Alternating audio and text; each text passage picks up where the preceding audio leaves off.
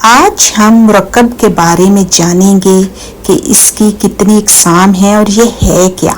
تو آئیے میرے ساتھ. مرکب کسے کہتے ہیں؟ یہ دو یا دو سے زیادہ الفاظ کا مجموعہ ہوتا ہے.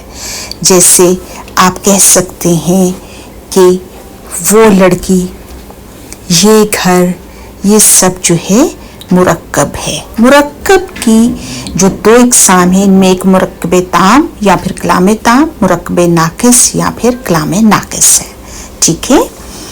اس کے علاوہ جو ہم مرکب تام کو سمجھیں تو وہ یہ ہے کہ جیسے آپ کہہ دیں باجی کپڑے اچھے سیتی ہیں، علی کی مشین خراب ہو گئی ہے.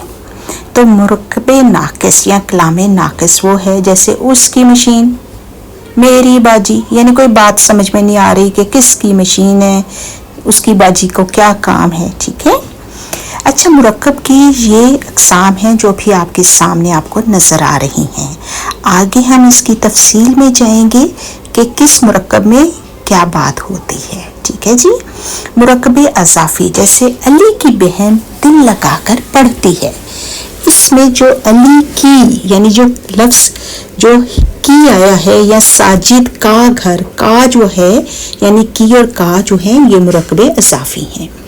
اب یہ مرکب توصیفی ہے، یعنی کسی کی صفت بیان کرنا، اور صفت اچھے میں بھی ہو سکتی ہے اور بری میں بھی. جیسے انگور کھٹے ہیں، راشد کامیاب تاجر ہے.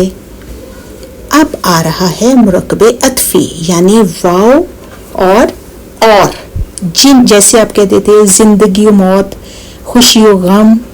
ٹھیک ہے. یہ مرکب عطفی تھے. اب ہے مرکب عددی، یعنی جس میں کاؤنٹنگ ہو رہی، جیسے 4 قلم، 7 دن. 4 اور 7 جو ہیں یہ عدد میں شامل ہو رہے ہیں. ٹھیک ہے جی. اور قلم اور دن جو ہے وہ دوسرے میں. اب ہے مرکب جاری، یعنی گھر میں، میز پر. ٹھیک ہے. یہ سب جو ہیں جو آپ کو یہاں سکرین پہ نظر آ رہے ہیں یہ مرکب جاری ہیں. اوکے. مرکب اشاری، یعنی پوائنٹ آؤٹ کرنا، یہ کتاب، وہ بچہ، گھر میں. ٹھیک ہے. ان کے، یعنی ان کے پاس یہ ہے یا وہ ہے، ہم اشارہ کرتے ہیں نا، یہ وہ ہے مرکب اشاری. اب آپ مجھے بتائیے کہ آپ کو مرکب اور ان کی اقسام کے بارے میں پتہ چل گیا ہے، سمجھ آ گئی ہے. تو پھر آپ ایسا کیجئے کہ اپنی کاپی لیجئے اور پینسل میں آپ مرکبات کے جملے بنائیے.